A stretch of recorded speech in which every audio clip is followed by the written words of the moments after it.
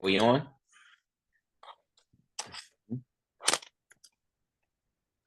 Good to go. Good evening, everyone. My name is Hassan Bennett. This CPOC Commissioners meeting is hereby called to order. The time is now 6:14. Of course, my name is Hassan Bennett. I am the interim chair of the Citizens Police Oversight Commission, and I will be facilitating this meeting. This meeting was properly advertised. This public meeting of the Citizens Police Oversight Commission was properly advertised pursuant to the Sunshine Act. And with that being said, I will call roll. Commissioners, please acknowledge you're here when I call your name. Commissioner Hakeem, PA. Present. 5 years ago. Commissioner Hakeem, PA is present. Good evening, Commissioner. Commissioner Melanie DeBose. Commissioner DeBose is present. Good evening, sir. Good evening, Commissioner DeBose. Commissioner John Solomon. Commissioner Solomon, I'm present. Commissioner Solomon is present, and with that, we have a full quorum at this time. Approval of tonight's agenda. Do I hear a motion to approve tonight's agenda? I move that we approve tonight's agendas. That is Commissioner Melanie DeBose moving that we approve tonight's agenda. Does anyone second that motion? Commissioner PA seconds the motion. Can you all hear me well? Am I good? Yeah, Okay. we can definitely hear you, Commissioner PA. And with that said, Commissioner PA seconds tonight's meeting agenda. As always, we usually approve minutes from the prior meetings on the next every other meeting. If you've been attending the public meetings of the Citizens Police Oversight Commission. So we do not have tonight's meetings or the prior meetings minutes. So with that said, we shall have it either next meeting or the meeting after. Please be patient with us. And with that, I don't know if you guys want me to announce. Well, I'll just announce it. Today, we appointed, City Council approved 5 commissioners. If you have been to the public meetings, if you have been to the meeting, the commissioners, we had one publicly and we had another one via Zoom. And today, City Council unanimously approved those commissioners. It has to be signed on. So those commissioners are not here, but we now have 9 commissioners. I don't know. I'm gonna ask Catherine, because earlier I said we have a full quorum. Do we still have a full quorum, Catherine? Attorney Twig. Yeah, you can go ahead tonight, and I anticipate by the next meeting we'll have all 9 commissioners. All right, thank you. With that being said, Catherine, your microphone is Distorted. It's a little distorted on us, but we heard what you said, okay? And with that, I will now forward the meeting to our amazing executive director, Tanya McClary. Good evening, everyone. And welcome to our first meeting for the month of April. I'm like, where is the year going already? I can't believe we're already in April. All right, so if we can go to our first slide. This is our agency's report for this meeting. So the Citizens Police Oversight Commission, the mission is to oversee and investigate the conduct, policies, and practices of the Philadelphia Police Department. We currently receive complaints of police misconduct. We audit and monitor internal affairs investigations and police disciplinary processes. We sit and vote on PBI panels at police discipline hearings. We conduct oversight of police shootings, analyze police data, develop policy and recommendations and reports, and we engage in outreach and training. Next slide, please. So I always want to remind people about why civilian oversight is necessary. And I think, at this time in our history, it's so important, right? I think that all of us remember 2020, right? Not only did we have the death of George Floyd, but we were in a worldwide pandemic.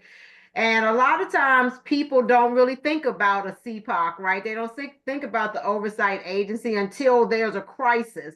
But there is so much that an oversight agency does, like CPOC, the things that we do, even when we don't have a George Floyd, or we don't have a Walter Wallace, or we don't have an Eddie Irizarry. There's things that we are doing literally 365 days to make the city of Philadelphia better. And so we protect human rights. We also promote constitutional policing. And so you hear a lot of that in our reports about when we talk about constitutional policing, we want to make sure that people's Fourth Amendment rights and other rights are not being violated. Their civil rights are not being violated. We increase the public confidence and trust in the police department. When we speak out about what the work of PPD is, what they're doing, the investigations they're undertaking, people have a confidence and trust in us, in being able to speak confidently about that work, or to be able to make suggestions about how to improve that work. And so that helps us with the next point about building bridges between law enforcement and the public. We have a very different relationship than PPD, than the average person, right? And so a lot of times we bridge that gap. You will hear tonight from our communications officer, Jody Eichel, about our outreach and constituent services division. That part around constituent services we take very seriously. And a lot of that work helps to bridge the gap between law enforcement and the public. We also support effective policing, right? It doesn't make sense to have policies in the police department doing stuff that's not effective. And so we really sit and really try to think about all the ways to make the police department be more effective. We also ensure great accountability. For example, when you hear from our director tonight of investigations talking about how his team is at the scene of shootings, literally the same time the police is there from the moment they're starting the investigation, that's greater accountability. And so these are the things that we do. And we also enhance risk management. And I think this is a piece that a lot of people really forget. When we put out things like that PTAB report and talk about how officers that have been fired are getting their jobs back, that's helping and putting an assessment around the problems and concerns about that. That's about effective risk management. Because we are going to start to bring these numbers to you all about the millions of dollars the city of Philadelphia spends every year in lawsuits against the police department. And if we can help PPD come up with better policies, if we can help systems like the PTAB be more effective in terms of how do we not have officers get their jobs back that have been fired for serious misconduct, that helps with the city's risk management. When you start to hear from my director of investigations about when he's looking at shootings, looking at things like bystander endangerment, that's just how the regular person potentially was endangered in a shooting. That's helping with risk management. And so those are just some of the examples, because it's always great to bring these words off the page, right? Yes, we bring them off the page because we highlight them in red, but we are doing something in any of these categories every single day of the year to enhance the life and the quality for the community members in Philadelphia and for those that visit. I think one of the things, and we'll talk about this later in the year, but one of the things people don't talk about, we're going to have some big events next year, right? FIFA's coming. We're also going to have the cinquentennial, right? And there's going to be more increased policing as we have thousands of people coming to our city. And so when our main focus is the community of Philadelphia, we also care about tourists and other people that may have interactions with PPD. So I just wanted to bring these words alive and bring them off the page. And I will continue to do that when we have these meetings. Next slide. And so for my report, I wanted to do an update on the commissioners. You already heard the chair did a spoiler alert for me. But this is a picture from today. I'm very excited. You will see in this picture, you'll see myself and Chairman Bennett. We were addressing City Council about our excitement. And then you see in the background, the people standing up are the proposed 5 new commissioners that are now have been voted on. So when this picture was taken, they were just proposed, and now they are commissioners. So we're very, very excited. And so City Council, as you heard the chair say, confirmed all 5 new commissioner candidates. And I just want to remind you of who they are. Malika Rockman, Gilberto Gonzalez, Michelle Enix Kinney, Latanya Whitehead, and Erica Stewart. And they voted to reaffirm one of our sitting commissioners, Commissioner PA, who is actually on the call with us tonight. And so I am just so excited. These are some great photos. And like I said, it's really interesting because they were only proposed at this moment. And then later on in the day, they actually were confirmed by council, as you heard the chair saying, in unanimous vote. So I'm excited about that. And so next slide. All right, so I am going to turn it over. I think, when I talk to my colleagues across the country, I like to brag on my director of investigations, who I think is doing some cutting edge work. And so I'm going to turn it over and hear from our investigations division this evening. Thanks, Tanya. Hi, everyone. This is Nick Cotto, the director of investigations. Have some updates on the police shootings from March of 2025, and we'll also talk about some of the monitoring cases that we have going on at IAD. So first, with the police shootings, we respond to police shootings that occur in Philadelphia when PPD officer discharges their firearm. I'll receive a call from PPD letting me know that something has occurred, the location, and we're dispatched essentially immediately to that scene. And so in March of 2025, we got 2 calls on back-to-back days that there were police shootings of people. There's also one shooting of a dog in the month of March 2025. That brings the year-end total to 4 police shootings at people as of the end of March 2025. At the link below in this slide, you can view updates, factual summaries of the police shootings that we publish on the site. So we'll get into a bit of the details for the two police shootings in March 2025. Jody, if you can go to the next slide, please. Thank you. So the first shooting occurred March 19th of 2025. This was in South Philadelphia, and around 11 a.m., some officials from L&I, from licensing and inspections, were attempting to serve a notice or inspect a residence on the 1900 block of Moore Street in South Philly. There were a handful of sheriff's deputies who were also present to assist with that notice. And when the officials knocked on the door, a man answered it with what appeared to be a rifle in his hands. That object later turned out to be a black airsoft style gun, but from its appearance, it appeared to be a rifle to the officials. The sheriff's deputies had ordered the man to drop the gun. They called PPD to assist with the incident, and the man exited the front door. He still had the gun in his hands and began walking down the street. And so the man started walking down Moore Street, took a couple turns, ended up on the 1600 block of Moore Street, which is several blocks away. Along the way, there were several PPD officers who responded and were ordering the man to drop the gun. When he got to the 1600 block of Moore, the man had raised the gun and allegedly pointed it towards officers, and that was when one of the officers fired his rifle and struck the man in his right flank area.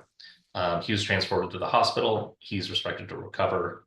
I responded to this scene shortly after it occurred. I received a walkthrough from the criminal investigators who were on scene to help me understand what had occurred, and subsequently received quite a bit of evidence from the police department to review related to this incident. So our review of this shooting is ongoing.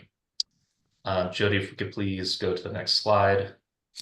One thing that I'd like to start doing where we can with these police shootings is to start to bring the commission some of the outward facing statements that the police department has made to the public about the shootings, because I think it's important for the commissioners to understand what the department sort of official position and official narrative is as to police shootings as they occur. So the clips, we have one from this shooting, and we'll see shortly there's a second clip from the second shooting in March. These clips are from news media of officials very shortly after the incident. So these statements were made, and they do show portions of the event, but not the moment of the person being shot. And all that information is very preliminary, and you'll see that when the officials give their account, is that a lot of this information is preliminary because they're giving it shortly after the incident occurred and before PPD has finished their investigation. So with that, Jody, if we could play this first clip, I'm hoping this media will work. That was armed. Officials say that the decisions that they had to make were simply for the safety of the rest of the community. New video obtained by NBC 10 shows the moments before and after a man who was walking around South Philadelphia was shot by police. I heard inside the house just what I thought were gunshots, and then thought, no, that can't be gunshots. They were gunshots. Police say a chain of events led to the violence. It all started around 11 a.m. this morning, when license and inspection, along with the sheriff's office, arrived at a home in the 1900 block of Morris Street for a property inspection. At the door, they were greeted by a 36-year-old man. According to officials, the man was armed with a rifle equipped with a scope. Police say the man did not let officials inside the home. Instead, he walked out with the firearm in his hand. He was walking with the firearm. He wasn't stopped anywhere, so he was a danger. So they were doing everything they can to surround and isolate him. Moments that could be seen in this video. The man walking around erratically and supposedly armed. You see him walk onto traffic. The scared driver in the red car dashes from the vehicle, presumably terrified by a man holding a weapon. You see police point their guns at the man. Numerous uniformed officers responded to the scene. He then continued to walk east on Moore. When he got to the 1600 block right around Chadwick, he turned, and there were officers that were commanding him to drop the rifle. But according to the police, the man did not obey, and that's when, according to the police report, an officer shot him in the arm. Now, this incident is still under investigation. Residents did tell us that they heard multiple gunshot wounds, multiple gunshots, although police have not confirmed exactly how many shots were fired. Live in Philadelphia, Shaira Arias, NBC 10 News. All right, thanks, Jody. So the police official that you heard from in that clip is Deputy Commissioner Frank Venor. He oversees the PPD's officer-involved shooting investigation team, and that is the team that responds to police shootings, and they conduct the criminal investigation of the police shootings. So the question before that investigation team is whether or not any of the actions by PPD arose to a criminal violation in the course of the shooting. So he oversees that criminal investigation. So with that, I'll pause here to see if there are any questions from the commissioners about the shooting in South Philadelphia. Commissioner Hakeem, PA, do you have any questions or comments for our Director of Investigation, Nicholas Carter?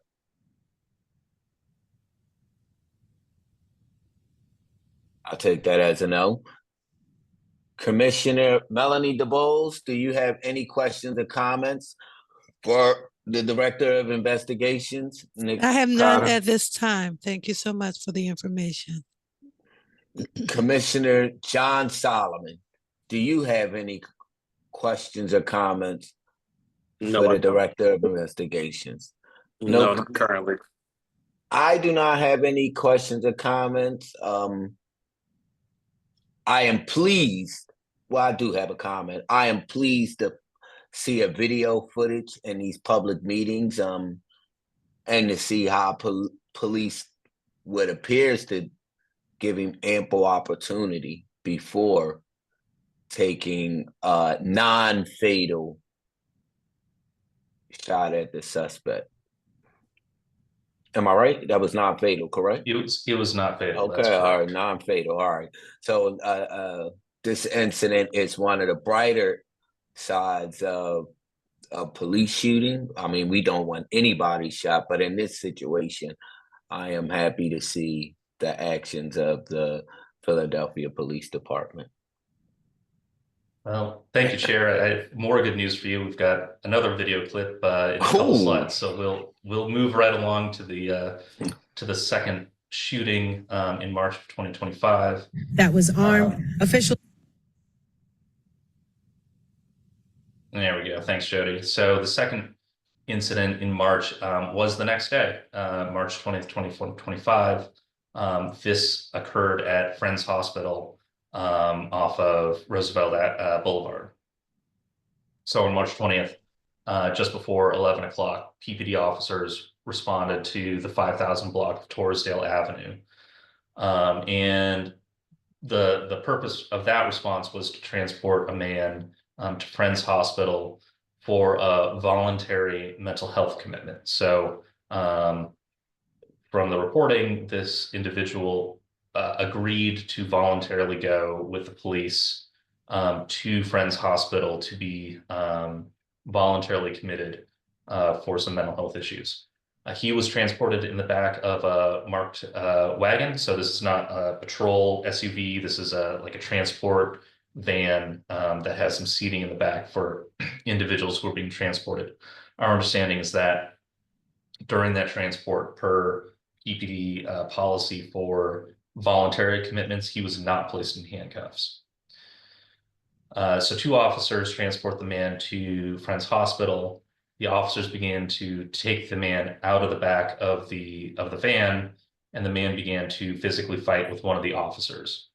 During that physical altercation, one of the officers tried to tase the man, but that tase attempt was not successful. During the altercation, the man gained control of one of the officer's guns, and the man and the officer who still had his gun exchanged gunfire. The man was struck by gunfire in the chest and in the leg, and the unarmed officer was struck in his ballistic vest by a bullet or a projectile that subsequent investigation determined to be from the other officer's gun. So put another way, our current understanding is that the man was shot by one of the police officers by that officer's own gun. The other police officer was struck by gunfire by that officer's gun as well. In essence, it appears to be a case of potential friendly fire. The man was transported to Albert Einstein, and he was pronounced deceased. We got the call from PPD shortly after this happened, so I was at Roosevelt Boulevard for over 2 hours, observing the scene, watching crime scene investigators process the scene. Once they had obtained the evidence that they needed, I received a walkthrough from the criminal investigators there to walk me through each evidence marker, so we could understand what they were looking at, understand what they believed to have transpired in the moments before the call went out. So after that, we, just like the South Philly shooting, received a large tranche of documents, videos, materials that we are reviewing and continue to review this incident. So with that, Jody, if we can go to the next slide, please. We have comments from the police commissioner that were made the day of the shooting to the news media. So we'll play those for you so you can hear what Commissioner Bethel reported to the public about this incident. And as indicated by Sergeant Grip, I mean, this is still a significantly active investigation. At around 12:24 p.m. today, officers saw an individual running through the traffic. At some point during that process, they engaged the male. During that engagement, the individual was willing to be a voluntary commitment, a 201, which we described because he apparently was having some kind of mental health issue. The officers, part of a 201 commitment is the individual, as indicated, is voluntarily going to a mental health for services. The officers called for a wagon, 1501 wagon. They put that male in the back of the wagon. That person is not handcuffed, as indicated. He's being voluntarily going. When he arrived at Friends Hospital on the boulevard, the male exited the back of the vehicle. The officers are engaging him and direct him where he can go in to start that voluntary process. At some point during that, the individual turned and attacked the officer. A significant battle is underway and fighting amongst the officers. At some point, the officers are down on the ground. They're trying to retain the individual's now trying to take one of the officers' weapons. They are fighting. At some point during that, the officers tased this individual and were not successful. At some point during this altercation, the individual was able to get the officer's weapon. Shortly thereafter, there's an exchange of gunfire between the individual who's now has the police officer's weapon and his partner. That individual, my officer, was then struck in his bulletproof vest, as the mayor indicated. We're very fortunate, about an inch below it.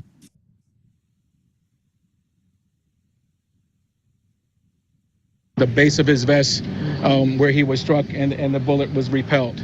The other officer was not struck. His partner was not struck. There was exchange of gunfire, as I indicated. The individual was shot multiple times. He was transported to Einstein Hospital, where he was pronounced. Both officers were brought here to Temple. Both officers have been treated and will be released. And we're fortunate today, as the mayor indicated. As I've shared with you multiple times, I've been here multiple times with all of you. You know, this is a challenging job. So I continue to be proud of the men and women who continue to serve and give their life for this work. This is an innocent situation where the officers are just moving an individual who wants to get treatment. Unfortunately, turns into a very tragic situation. But we are very fortunate, extremely fortunate, that the officers were able to survive this encounter. We will probably have more as we continue to investigate this matter. So I will stop there and see if you have any questions. Commissioner, who shot his own gun? When you say the other officer, 2 officers were here treated, what other injuries did the other officer sustain? We just brought him here just to be, I mean, I won't get into what their level of treatment is, but they both were brought here and being reviewed. He was not shot. We had one officer who was shot in his bulletproof vest. The partner was not shot. Could you provide ages? The one officer is 37 years old with 10 years of service. The other officer is 30 years of age with 6 years of service. And which one was shot? The officer with, I believe, the 30. The 30 years was the one who was shot. Was the officer who was shot the one who fired back at the man?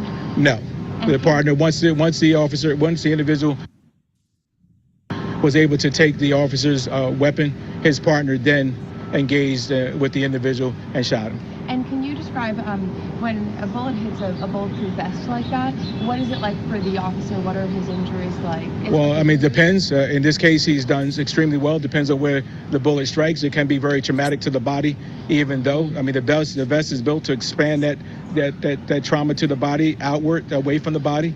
So there is at times some significant penetration as a result, depending where the strike is. In this case, he's doing extremely well. So the officer he ended up being shot with his own weapon, is that right? He was shot, yes. The individual was able to, we don't know. We're going through that process now. We do know that it was an exchange of gunfire between the 2 individuals. The officer suffered a wound a strike to his bulletproof vest. So it's not clear if he was shot by his gun or his partner? We're going through that. That's why I said we're in the preliminary stages of the investigation. But what we do know is the individual was firing his weapon at police. Where was the man The weapon. Where was the man initially running through traffic? I believe it's a 5,000 block of Torresdale. Torresdale? Yes, ma'am. And that the man who shot, it definitely was a police weapon. He wasn't armed in any way before he took the weapon off. That is correct. Okay. Do you have any idea how many shots were fired in total? I won't be able to share that with you at this time. We do know that multiple rounds were fired, but we'll not be able to tell you the specific number. My apologies. What district, if you didn't say? The 15th district. 15th, thank you. And the man who died, where were his injuries? I won't be able to share that with you at this time. And do you have an age for him, really? Or you said that? I don't have his age at this moment. Okay. Thank you all so Okay, very much. thank you, everybody. Thank All right, you. all right. All right, thank you, Jody. So those were the remarks from Commissioner Bethel. The day of the shooting, like I had previously mentioned, he had said the day of the shooting that he was not sure which gun was the gun that had fired the projectile that had struck the officer. And subsequent public reporting has indicated that it was a projectile from the other officer's gun. So I'll pause there to see if there are questions about this shooting that occurred on Roosevelt Boulevard.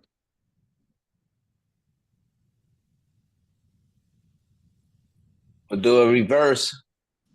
Commissioner Hakeem P. Commissioner John Solomon, do you have any questions or comments regarding this shooting? Thank you. Commissioner Hakeem P.A., do you have any questions or comments regarding this officer-involved shooting? I was about to say I went last time, but no questions. Okay. Commissioner Melanie DeBose, do you have any questions or comments regarding this OIS? So, thank you, Chair. Mr. Cotto, you always do such an outstanding job in investigating and in reporting. And it is known that CPOC is requesting of the mayor, city council, and the PPD to relinquish the authority to have more of a presence during the investigatory process, as is indicated in the legislation. If you can tell us at this time, what would that look like? You're already present, you're already doing an outstanding job, but what would a deeper authority look like as you pursue? And thank you again for always being present, for always being thorough, and always bringing information back in its completely as possible. But what would it look like to be able to usurp a greater level of authority in the investigatory process? Hold on 1 second. Before you continue, Nicholas, I'm going to ask Commissioner DeBose to narrow in a little bit. Are you saying a broad investigation process, or are you just speaking in regards of officer-involved shootings?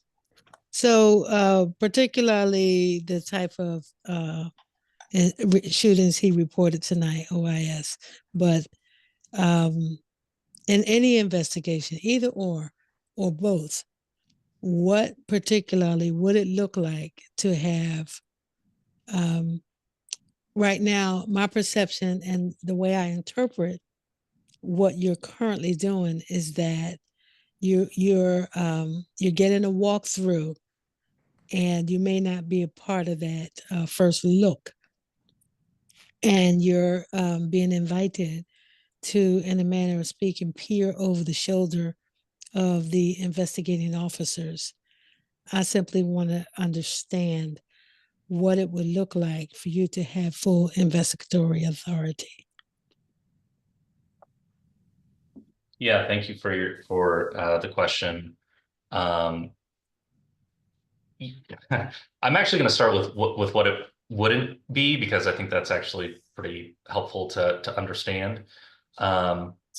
when we respond to these shootings, there is a lot of crime scene investigation that is usually underway when we're there. And that really can mean everything that you would expect it to mean. Officers collecting shell casings, officers photographing various pieces of evidence, really processing the scene for all the evidence that they need to look at this from a criminal angle and from an administrative angle. We are not crime scene investigators, so I kind of want to start there, right? We're not there dusting for fingerprints or pulling DNA, et cetera, et cetera. Right. So when we are there, what we are in the first instance is almost always the only non-sworn civilians behind that tape that does get a firsthand account of the investigation as it unfolds from PPD. And so we do get that sort of fresh take on what we believe to be the sequence of events as we initially understand them, and then that subsequent batch of information, if that's body-worn camera footage, if that's surveillance video, if that's photographs, all that stuff that the police process will have access to that. One important thing that we do not have access to that I am looking forward to finding a path forward for us to be in is on the administrative side of these police shootings. And when I say that, what I mean is one important investigative question after police shootings is whether or not the discharging officer complied with the use of force policies laid out by PPD. Whether or not administratively, not criminally, but administratively, whether or not that officer complied with the use of force directive. In the course of that investigation, that officer is required to talk to investigators and tell them their account of what had happened. So it's not just enough that the investigators can see that officer's body-worn camera, if that body-worn camera is available. They want to hear, rightfully so, from that officer and hear their account of why they were doing what they were doing, what their perceptions were, why they fired their weapon when they did. And that officer has to answer those questions by that investigator as part of that administrative investigation.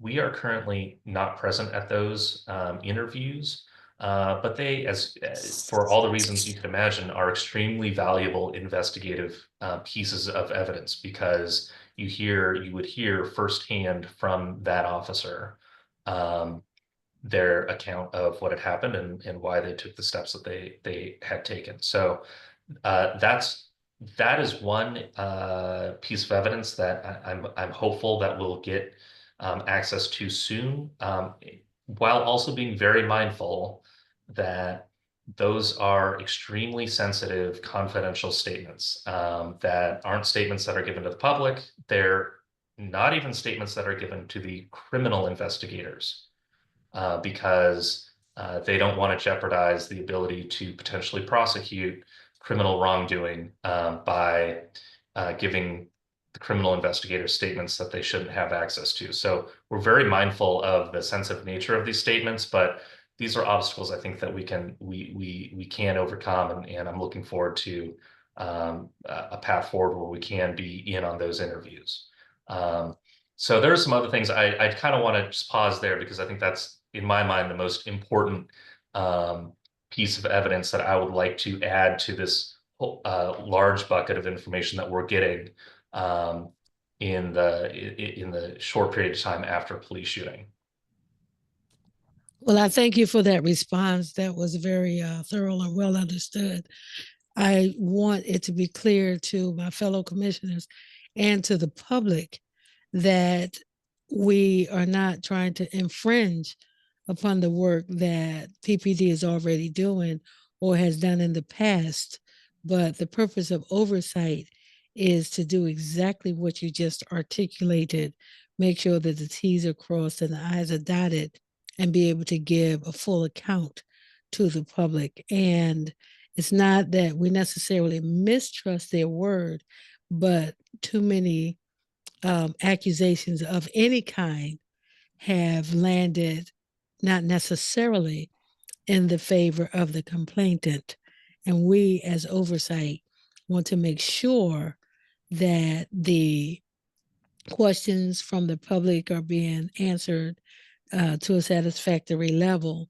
And this commission, the Oversight Commission, is operating in a responsible manner to make sure not only that justice is being served, but that inappropriate behavior is being properly challenged so that an officer doesn't commit an inappropriate act and get a slap on the wrist, sit down for 30 days, and is back on duty without any repercussions.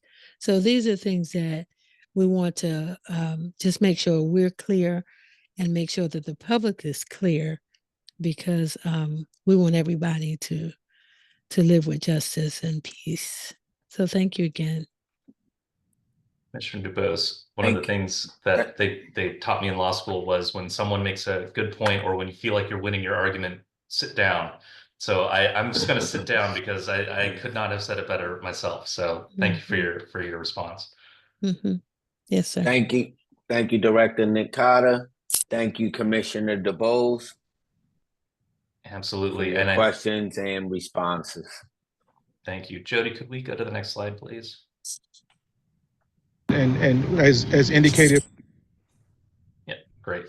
And so the second half of the presentation this month is about the monitoring activity that the investigation division does.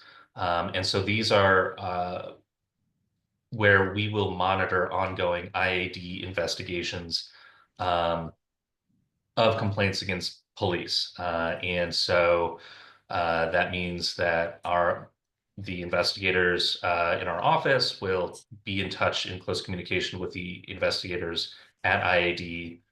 We'll receive the body-worn camera footage of the incident that gave rise to the complaint. We'll attend the interviews of the complainant and the subject and witness officers, and really see the case through soup to nuts.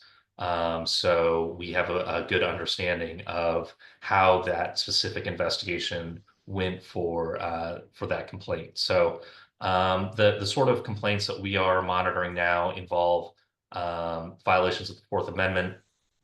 This is something that is pretty dear to my heart. Tanya had mentioned one of the functions of the office is to ensure that PPD is upholding the Constitution. And so allegations that officers illegally searched or seized property or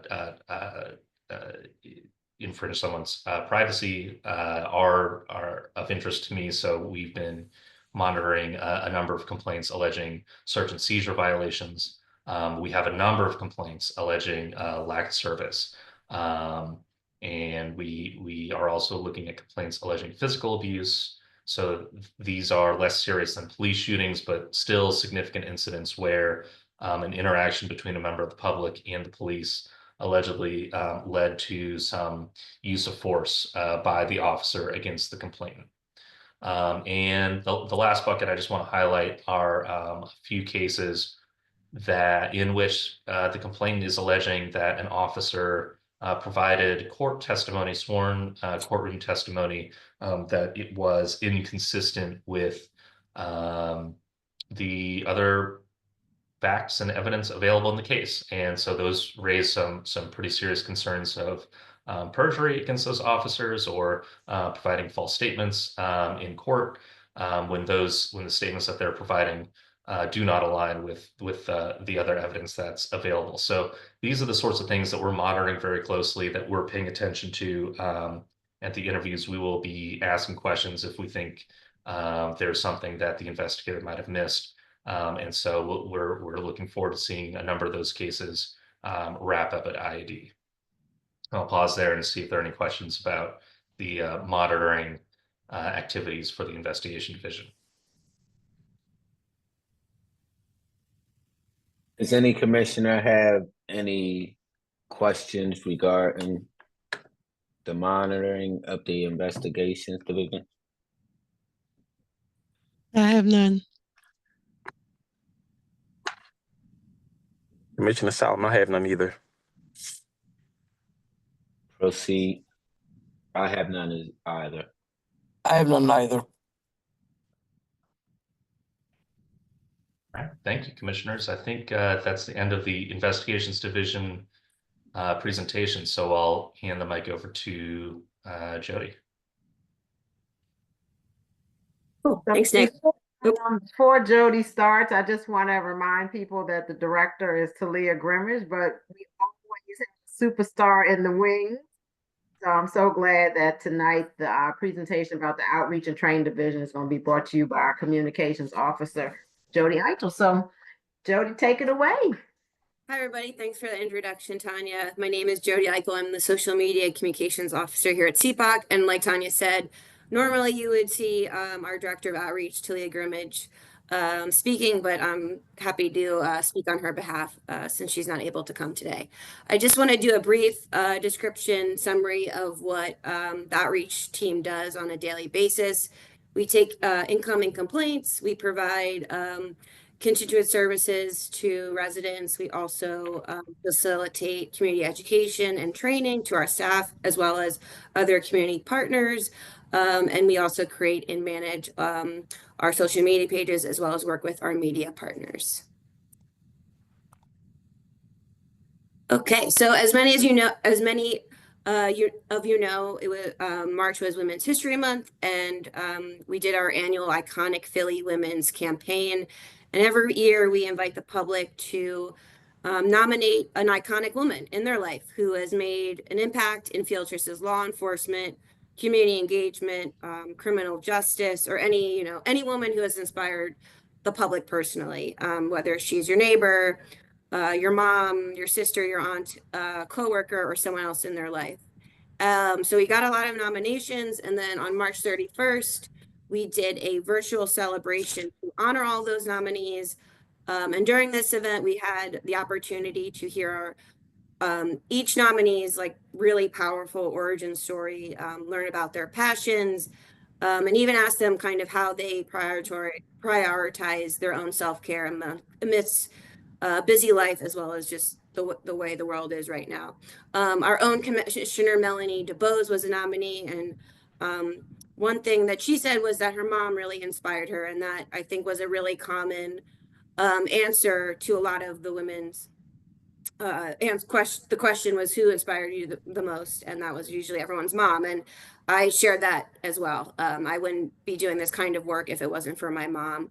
So I just wanted to let Tanya or Commissioner DuBose speak about their own experience with the virtual event if they would like. If not, I can move on. But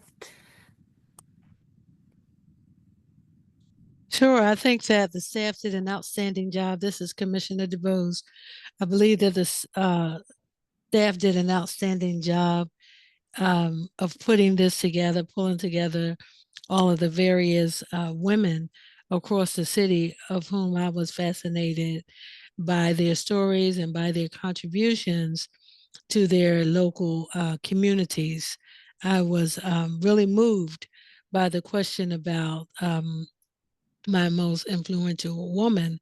And I just want to close by saying a dozen women went through my mind, but all of those women rest on the shoulders of my mom, who laid the foundation.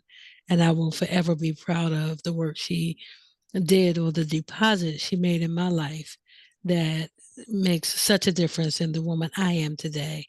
And I'm also grateful for those little women that I call my daughters, that chimed in on the phone and brought a little comic relief. So thank you again, CPOC, for such a great honor, and just being willing to invite me and enroll me as an iconic woman. Thank you.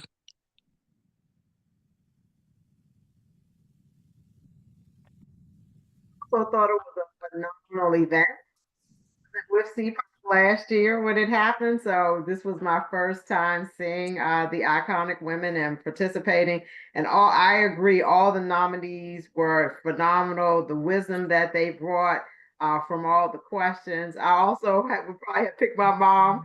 I think, she's just totally awesome and wonderful. And She was a DC public school teacher in one of the poorer parts or impoverished parts of DC. And I mean, there are children that are my age that when they see her, they remember Miss Words, their third grade teacher. So she never thought that children couldn't achieve. She is very inspirational. And so I really appreciate her. And when she retired for a year and then went back and taught at Prince George's County, which is a county right outside of DC in Maryland. And she taught kindergarten. And so the kindergartners didn't get to take much naps in Miss Words class. You know, when you're in kindergarten, you had your little mat. She was like working them. So they had homework every day. And and so she's awesome. And so I'm just looking forward to next year. As you can see, this outreach team it's incredible. And next year we're trying to figure out how to engage some younger women. And so look forward to that. Look forward to the call again for nominations. And we're also going to be just figuring out, like I said, how to involve some younger women and make sure that they can have contact with all these iconic women and maybe do some mentorship. So we are growing bigger and better every year. So thank you, Outreach, for all the amazing work that you did to bring this event together. Thanks, guys. Okay. So here are just a few resource events we attended last month. We attended the Temple Criminal and Social Justice Employment and Internship Fair, as well as the 35th District PSA meeting. And then we also wanted to highlight that it is Autism Awareness Month and remind that community that families with neurodiverse members can submit a premise history form to the Philadelphia Police Department. The form really helps the city with responding the right way to an emergency that may involve someone with a disability. And the forms usually just go to the 911 dispatcher so they know how to appropriately respond to the situation.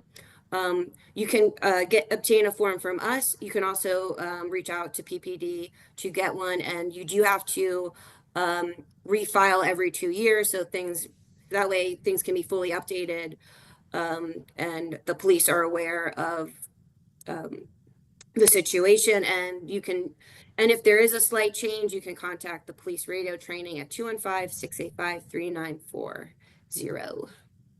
And we also have the forms in English and Spanish as well.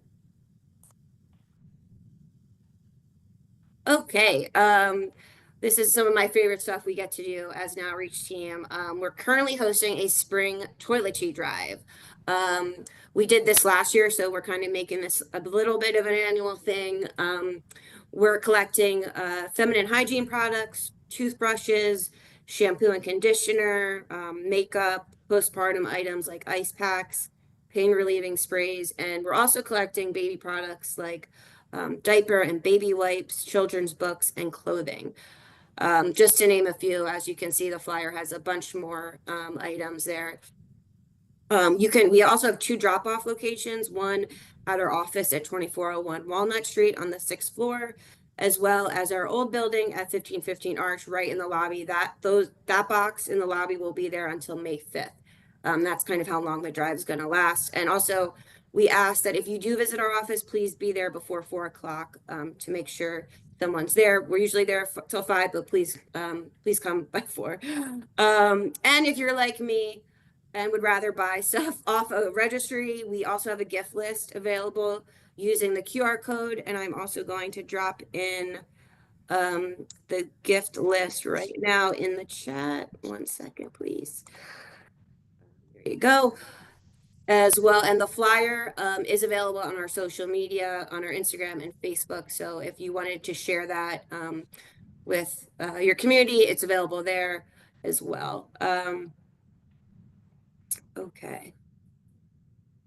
Oh, and then also the donations, part of the donations we collect will be provided to Restore Adolescent Power Court, which is also known as RAP. And RAP Court is a specialized juvenile court for victims of human trafficking and sexual exploitation. That's just part 1 of the donations. And then part 2 will be provided at our Mother's Day community baby shower. This is the first that we're doing a community baby shower. I'm really excited for this. The shower is going to take, first of all, we're partnering with Shalom Incorporated as well as the 24th Police District. So that'll take place Thursday, May 15th at the Core Community Center at the Esperanza Health Center from 2 to 5 p.m. The event is free. And we ask everyone that is interested to register you could use the QR code, and I'm also going to drop that registration link in the chat. That way we kind of have a sense of if people are attending are actual mothers, so we can collect the right, giveaways, but everyone's welcome. You don't have to be a mom. It's open to the public. It's completely free. We just kind of want to get a sense of numbers. So please register so we can have a great time at this Mother's Day event. And then this is just a list of upcoming things. Like I said, we'll have the toiletry drive up until May 5th. We will be at the Inclusion Community Initiative at Enon Tabernacle on April 12th.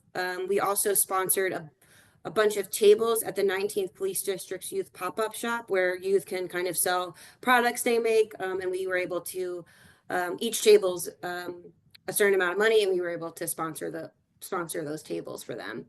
And then we will be at the Deaf Hearing Communication Center, Deaf Expo, April 26th. I believe that's out in Westchester. So for those out there who are able to go, please check us out in Westchester on the April 26th. And then we'll be at the Philadelphia Police Autism Town Hall on April 27th. And then these are just a list of PBI dates, which I believe is also in the agenda that was provided. And that is all I have.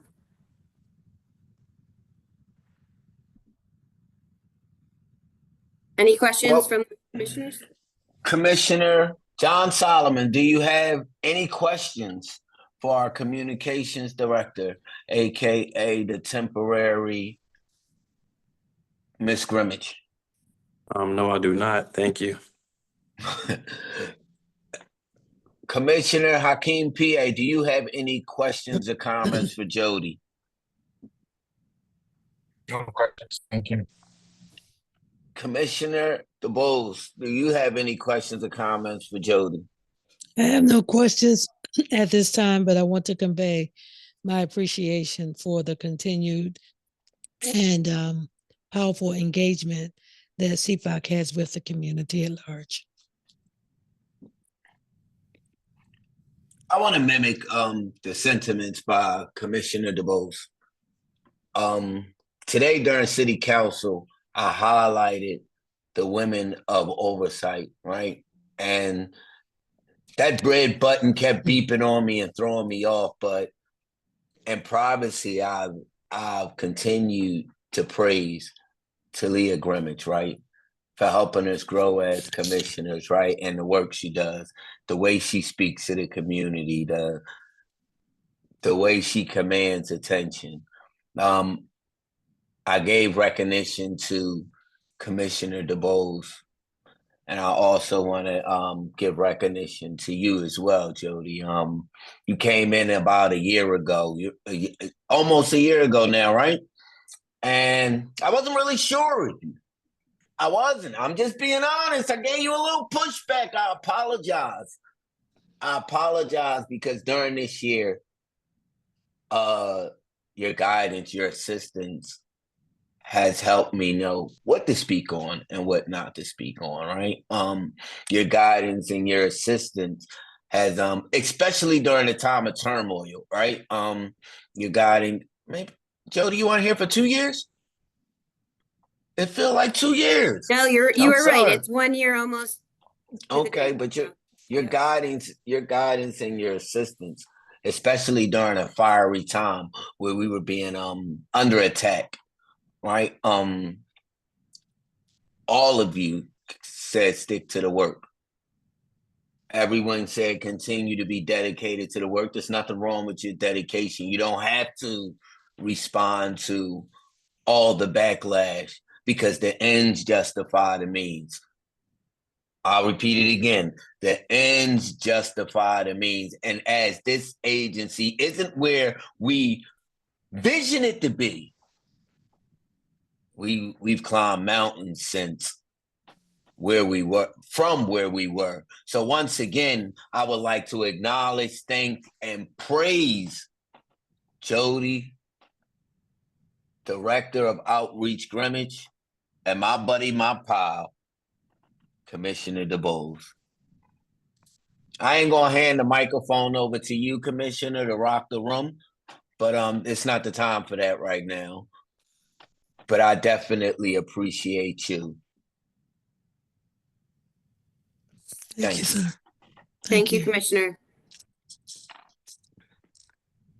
So I wanted to also jump in to join in on that praise, but also just remind the community of why engagement is so important. Because some people might say, well, what does a baby shower got to do? Or why are you gathering toiletries? What's it got to do with policing? But CPOC has a commitment to this community. We don't always just want to show up when something bad has happened. Yes, we will be there. We will be by your side. But we have a commitment to the communities in Philadelphia to help, provide things if we see needs and other things, but to partner with you. So I encourage you, you always see our numbers up here on this last screen, our email, that if you're having events, let us know. And if possible, we will join you. We don't want to just show up when something potentially tragic has happened in your community. And I'm going to put in a shameless plug for our budget for you to call your council people in the mayor's office and say, give CPOC more money. I am amazed at the amount of work this small team does. When you see these reports every month about how many activities they've attended, put together, done, I'm always amazed at just that small group of people. If we are able to get more money in our budget, we're trying to grow this division because we want to be in more places. We're trying to hire people with specialized language abilities. We need more Spanish speakers, Mandarin, Portuguese. We want to be able to speak with people in your language when we come and visit your communities. And so please call council, please call the mayor's office and say, right now it's recommended that our budget stay flat. This will be the second year that it was flat, right? We didn't get money last year and it's proposed to not get money again this year. But we cannot do the full work that you wanted us to do without an increase in this budget, and we have a desire to do it. So just hear that. Sometimes when people say, well, I haven't seen CPOC in this community or that community, it's not for lack of will. It's just sometimes lack of resources and just man and woman power. Or people, let me clarify, people power. Because we know there's those in the community that may not identify in that way. So just people power in terms of going out to communities. So I just wanted to say that. And with that, Chair, I will turn it back over to you. Well, it's that time again. The community comment. As I do every meeting, I will be reading the community comment verbatim. So there is no discrepancy from week to week. And with that said, I will begin. Oh, before I begin, if you have any comments, please put your comment in the chat while I'm reading, if you can, right? So here we go. Community comment and colloquy. We welcome public comments and feedback. Please address your comments to myself as the chair. If you would like to speak, please provide your full name. We will not be unmuting anonymous participants. If you are a member of the media, please identify yourself as such.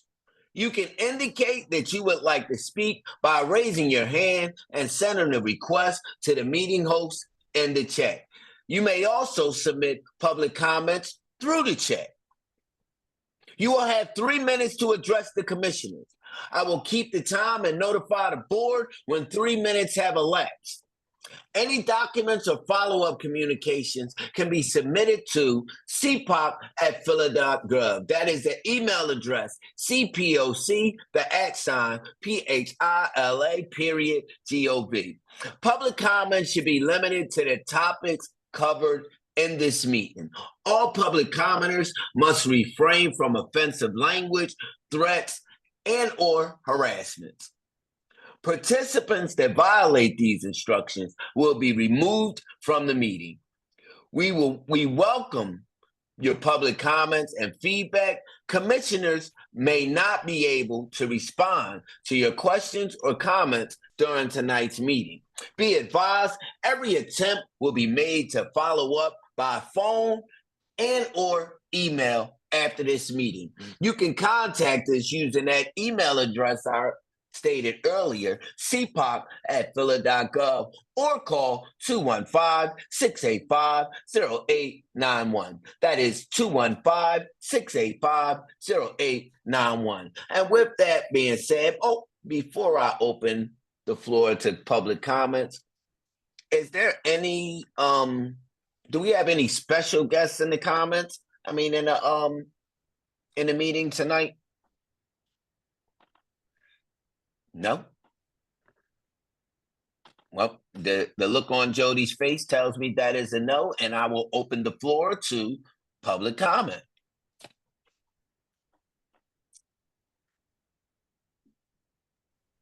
As of right now, no hands raised and nothing in the chat. Okay. And with that being said, do I hear a motion? I move that the meeting of tonight, having completed the business of CPOC, be adjourned. That is Commissioner Melanie DeBose motioning that tonight's meeting be adjourned. Does any commissioner second that motion? Commissioner Solomon, I'll second. Commissioner Solomon seconds that motion. All in favor of adjourning tonight's meeting, please say aye. Aye. Aye. All those that want to continue the meeting, please say aye. And with that, the ayes have it. Good night, ladies and gentlemen. Thank you for attending the Citizens Police Oversight Commission public meeting, also known as CPOC. A shameless plug, please reach out to your city council member, and please reach out to the mayor's office to continue to push for CPOC's ability or privilege to continue to do our legislative mandate. And with that, good evening. Good evening. Bye.